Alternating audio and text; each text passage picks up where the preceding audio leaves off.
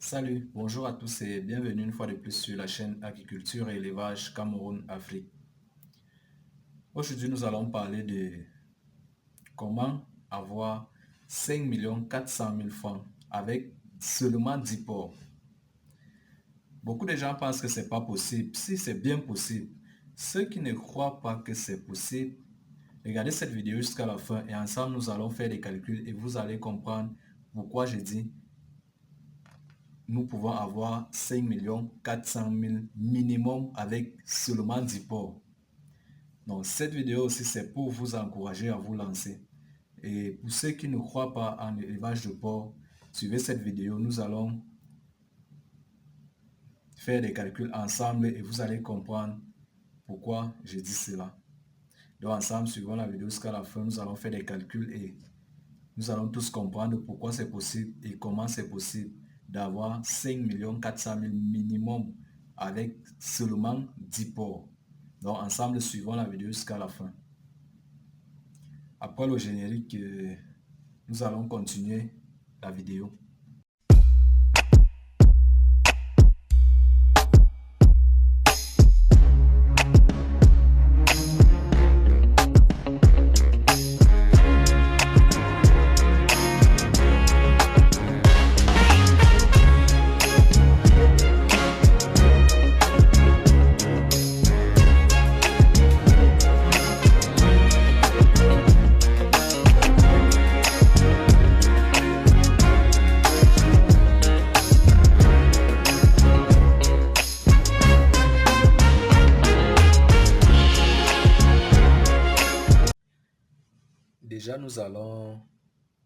Déjà, nous allons parler des races de porc. Nous savons qu'il y a des races médiocres, comme nous l'appelons, des porcs médiocres, c'est-à-dire des porcs qui ne sont pas productifs. Il y a des porcs qui vont vous mettre deux porcelets, 3 porcelets, 4 porcelets. Ça ne sert à rien de garder ces porcs.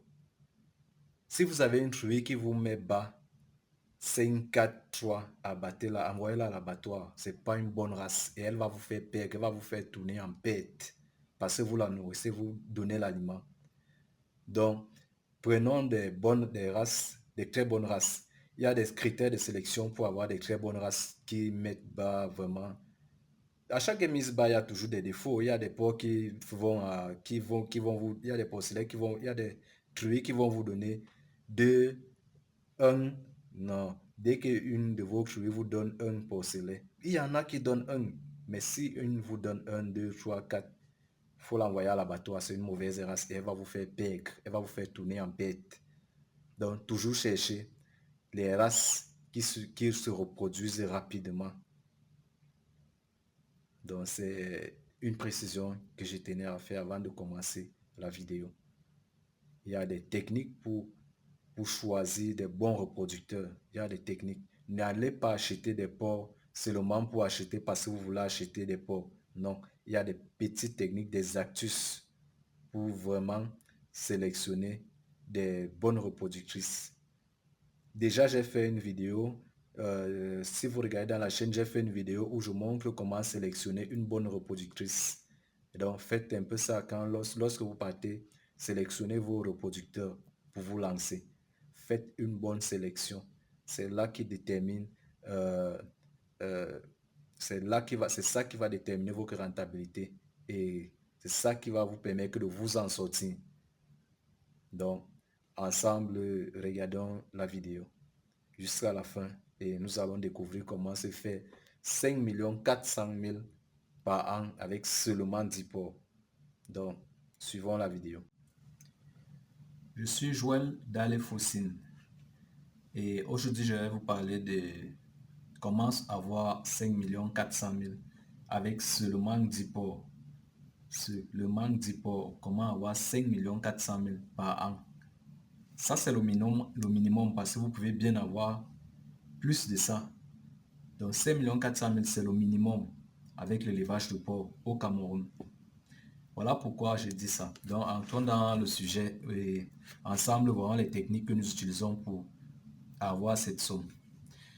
Déjà nous savons déjà que nous avons des races qui produisent vraiment les porcelets. La plupart des races vont de 15, 17, 18 porcelets. Donc, si vous avez seulement 10 porcelets, nous prenons par exemple l'exemple du porc Neymar. Le porc Neymar peut vous mettre jusqu'à 22, 23 porcelets seuls, une seule truie. Nous prenons l'exemple du Pietrin. Nous prenons l'exemple du Lamchit. Donc, ce sont des porcs vraiment prolifiques. Bon, nous allons voir comment se fait 5 400 000 avec seulement 10 porcs. Déjà avec 10 porcs, nous prenons 9 femelles et un mâle. Donc 9 fruits, 1 verra. Avec ces 9 fruits, 1 verra, nous croisons. Le verra seul croise les 9 fruits. Déjà, nous savons d'abord qu'une truie met bas 2 fois et demi par an. C'est-à-dire la gestation dure 3 mois, 3 semaines et 3 jours. Si vous calculez, c'est exact. Donc 114 à 117 jours. La gestation. Par an, une truie met bas 2 fois et demi. Donc si vous avez 9 truies, un verra pour croiser les 9 fruits. Voilà ce qui se fait. Si déjà vous croisez les truies et que chacune d'elles vous donne 10 petits, vous donne seulement 10 porcelets. Nous savons que ça part un peu plus, 12, 14, 15, 16, mais arrêtons-nous au minimum qui est de 10, de 10 porcelets. 9 porcelets, 9 porcs, 9 truies. Lorsque vous les croisez, elles mettent bas. Si chacune d'elles vous donne seulement 10 porcelets, les 9, ça vous fait déjà, les 9 vous font déjà 90 porcelets. 90 porcelets, nous connaissons tous que le porcelet coûte au Cameroun dans les 35 000. Porcelet le plus moins cher est dans 30-35 000. Les races pures coûtent dans les 50 000. Donc c'est difficile de trouver une race pure moins de 50 000. Ce sont des hybrides qui vont à 30-35 000. Donc quand c'est même 30, ça veut dire que l'éleveur vous fait une faveur, c'est un peu comme une faveur, parce que normalement le prix du porcelet c'est 35 000 au Cameroun. Maintenant, voilà comment nous allons faire nos calculs. Bon, arrêtons-nous seulement à 30 000. Si nous disons, nous prenons seulement le prix moyen du porcelet à 30 000. 30 000, un porcelet. Si vous avez croisé vos 9 truies et qu'elle met bas, la première mise bas, elle vous donne, limitons seulement à 10, 10, 10, parce qu'elles vont souvent plus. Parfois, vous avez les 15, les 14, les 20 même. Limitons-nous seulement à 10. Si les 9 fruits vous donnent 10 porcelets chacune, 10 porcelets chacune, nous faisons maintenant 10 porcelets fois 9 fruits, ce qui revient à 90 porcelets. 90 porcelets. Si vous avez vos 90 porcelets, le porcelet coûte combien? Le porcelet, nous avons dit que nous prenons le minimum qui est de 30 000. Si vous faites 30 000 fois 90 porcelets, 30 000 fois 90 porcelets, vous vous retrouvez à, ça part à 2 700 000, exact. 2 700 000. Ça, c'est ce que vous allez avoir à votre première mise bas. 2 700 000 à la première mise bas. Et nous continuons. Après la première mise bas, vous avez déjà eu vos 2 700 000 par an. Non, 2 700 000 à la première mise bas. Et nous savons que la truie met bas 2 fois et demi par an. Donc là, vous prenez vos 2 700 000, vous faites fois 2, 2 700 000, ça vous donne directement vos 5 400 000. Dans les 5 400 000, là c'est le minimum parce que nous ne regardons pas ceux qui vont mettre bas 12, 15, 14. Là nous prenons seulement Le cas où les truies vous mettent seulement 10, vous vous retrouvez à 2 400 000 par an. Donc, c'est pour ça que je parlais de 2 400 000. C'est vrai qu'il y a des paramètres, il ne faut pas seulement vous lancer parce qu'on a dit 2 400 000. Il y a des paramètres à respecter. L'élevage de porc, faites bien l'élevage de porc et l'élevage de porc vous fera du bien. Donc, sachez que l'élevage de porc est rentable et nous vous encourageons. Moi, j'encourage toujours les jeunes comme moi à se lancer dans l'élevage de porc.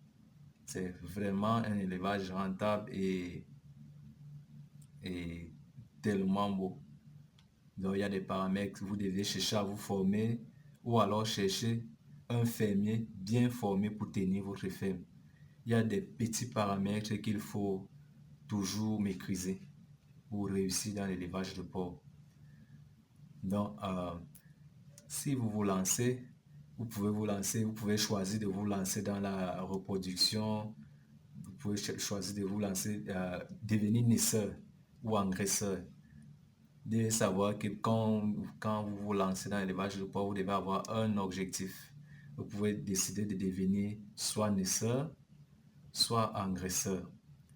Naisseur, c'est quoi? Naisseur, c'est celui qui a ses truies. Il fait juste dans la naissance. Il croise les croupiers et il revend juste les porcelets à ceux qui veulent engraisser. Ceux qui veulent engraisser. Et engraisseur, c'est celui qui achète les porcelets, il les fait grandir avant de les revendre. Déjà, je vais vous démontrer que le système naisseur est plus rentable selon moi. Pourquoi je le dis? Parce que premièrement, vous savez que pour qu'une cruée vous donne beaucoup de petits, vous n'avez pas besoin de l'engraisser. On n'engraisse pas la truie. Donc vous lui nourrissez justement, vous lui nourrissez à sa juste valeur. Vous n'avez pas besoin de chercher à trop l'engraisser. Là, ça vous fait déjà au moins un bénéfice. Vous n'avez pas besoin de l'engraisser. Ça vous fait un bénéfice au moins sur l'aliment. Parce que vous n'allez pas donner l'aliment comme on donne au porc qu'on veut engraisser, comme on donne au viral. Les crues sont très simples à élever. Très simples. Il ne faut pas les engraisser, il faut les nourrir normalement. Protéines, minéraux, vitamines. Vous donnez un aliment complet, mais juste, il ne faut pas qu'elle prenne trop de poids ou trop de graisse. Quand elle prend trop de graisse, ça influence sur sa mise, sur le nombre de portées des porcelets. Ça influence vraiment. Donc, si elle prend trop de poids, vous risquez d'avoir très peu de petits. Parce qu'il faut de l'espace pour pouvoir porter ces petits. Deuxièmement, les porcelets, si vous pouvez décider de servir, normalement à 30 jours, vous pouvez déjà servir vos porcelets. 30 jours. Si vous nourrissez bien vos crues, vous pouvez déjà servir vos porcelets à 30 jours.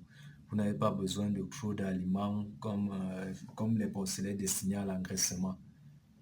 Vous n'avez pas besoin de trop les nourrir. Vous nourrissez juste bien la maman avec des proportions normales. Donc si vous décidez les proportions normales, c'est quoi? Une truée allaitante a besoin de 2,5 kg d'aliments par jour. Maintenant, ça dépend quand les porcelets sont déjà à un niveau comme 2 semaines, 3 semaines, quand ils commencent à manger. Vous devez ajouter 0,5 kg d'aliments sur l'alimentation de la truie. Donc, vous devez compléter son alimentation. Si elle vous a mis 10 porcelets, vous devez ajouter 0,5 de chaque porcelet. L'aliment de chaque porcelet, vous devez ajouter 0,5 fois 10 à l'aliment journalier que vous donnez à la truie. Et sachant que quand vous donnez l'aliment à la truie, les porcelets consomment aussi le même aliment. Les porcelets consomment le même aliment. Donc, c'est un peu ça. Et je vais vous donner une astuce qu'on appelle le secret des éleveurs. Je ne sais pas si vous connaissez cette astuce. Ceux qui ont la chance d'avoir le moringa. Moi, c'est ce que je l'utilise toujours dans ma ferme. Je ne blague pas avec ça. Le moringa, c'est quoi? C'est une hormone de croissance. Une hormone de croissance végétale. Elle est riche en vitamines, sels minéraux, protéines. Elle est vraiment complète et elle garde bien vos pores. gardent bien vos porcs. Et nous avons même constaté, je ne peux pas l'affirmer parce que je ne suis pas scientifique, nous avons constaté que elle prévient vraiment la peste. Et quand vous donnez ça à vos porcs, les rougets, non, vos porcs, non, vous n'avez même plus besoin de vacciner contre le rouget. Nous avons essayé et c'est ce que nous faisons. Moi, je ne vaccine pas mes porcs contre le rouget parce que moi, je donne le moringa.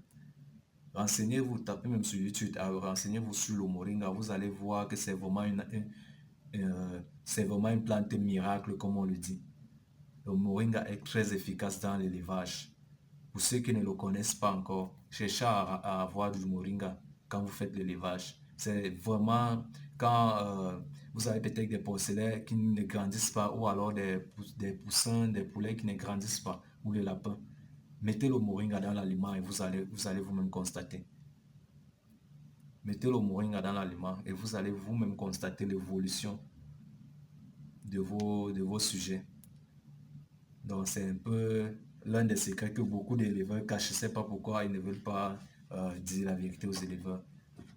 Donc mettez, si vous avez le moringa, lorsque la truie est gestante, commencez à lui donner. C'est d'abord très riche en fer. Et vous savez que la truie a besoin du fer. La truie a besoin du fer quand elle est gestante. Le fer la permet de pouvoir supporter la grossesse, de pouvoir supporter la gestation. Et ça renforce aussi les petits, ça renforce les porcelets. Vous allez voir, comme vous voyez là, mes porcelets, ils ont une force. Mes porcelets ont souvent une force étonnante. Et c'est comme ça que tous grandissent. Je n'ai pas de morts-nés. Grâce au moringa, vous n'allez pas avoir de morts-nés dans votre ferme. Si vous avez des morts-nés, ça veut dire qu'il y a eu quelque chose, ou bien alors des morts à la naissance. Non. Premièrement, d'abord, c'est très riche en protéines végétales. Et vous savez que lorsque la truie est en gestation, il ne faut pas trop lui donner des protéines animales. Il faut éviter de donner les protéines animales parce que si vous lui donnez les protéines animales, ça va là, ça, ça vous avez, elle a beaucoup plus elle a beaucoup plus, je sais que je vais vous expliquer comment. Ça lui donne,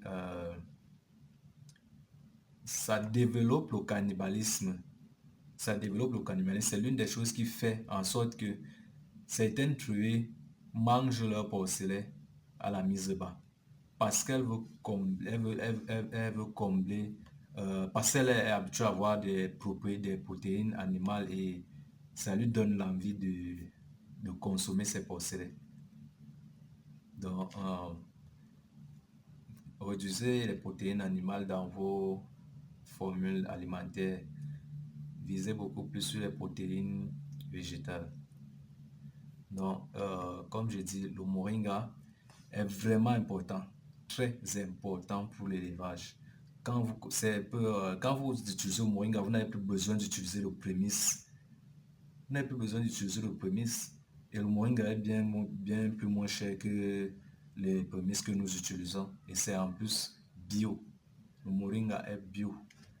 Donc, si vous avez l'occasion d'avoir le moringa, incorporez le moringa à votre formule alimentaire et vous allez vous-même constater l'évolution, la très bonne évolution. Donc, c'est un peu de ça que je voulais partager avec vous aujourd'hui. C'est un secret que moi j'utilise dans ma ferme et lorsqu'une truie lorsqu'une truie me met 15 porcelets, je réussis à sortir mes 15 porcelets. Je réussis à sortir mes 15 porcelets parce que j'applique les mesures sanitaires nécessaires et je donne ce qu'il faut. Donc, c'est un peu de ça. Et toujours, si vous voulez vous lancer, il faut beaucoup lire. Il faut lire les actus sur le port, il faut vous renseigner. Ne vous lancez pas bêtement parce qu'une seule petite erreur peut vous être fatale. Une seule petite erreur dans l'élevage de porc peut vous être fatale. Prenons par exemple l'injection du fer. Si vous injectez mal le fer à votre porc, vous tuez votre porc. Si vous injectez mal le fer à votre porc, vous tuez votre porc. Donc, c'est un peu ça. Renseignez-vous, lisez. D'ailleurs, si vous voulez vous lancer dans l'élevage de porc, je vais laisser un numéro à la fin de la vidéo. faites-moi un message sur WhatsApp, je vais vous donner des documents PDF gratuitement qui vont vous aider à gérer votre ferme, à bien conduire votre ferme, bien conduire votre élevage. Si vous choisissez de faire dans la naissance, ça va vous aider. Si vous choisissez de faire dans l'engraissement, ça va beaucoup vous aider. Donc vraiment, il faut soit vous former, il y a plusieurs formations en ligne, soit beaucoup lire. Mais n'hésitez pas à vous lancer parce que l'élevage de porc est rentable, vraiment rentable. Beaucoup de jeunes ne veulent pas se lancer parce qu'ils ont peur et se disent le porc est sale. Non, vous pouvez faire l'élevage de porc et être bien propre. Les jeunes éleveurs d'aujourd'hui, comme moi, vous voyez, vous pouvez faire l'élevage de porc et être bien propre. Donc, je vous conseille de vraiment vous lancer.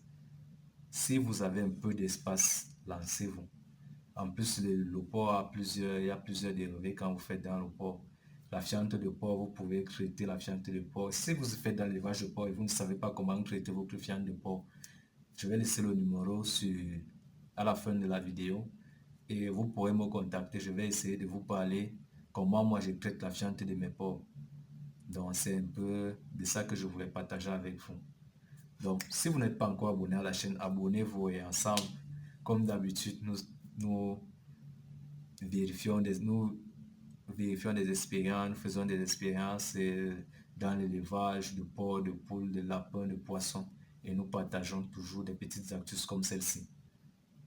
Donc, abonnez-vous et activez la cloche de notification pour constamment recevoir nos conseils. Si vous avez aimé la vidéo, cliquez sur le pouce j'aime.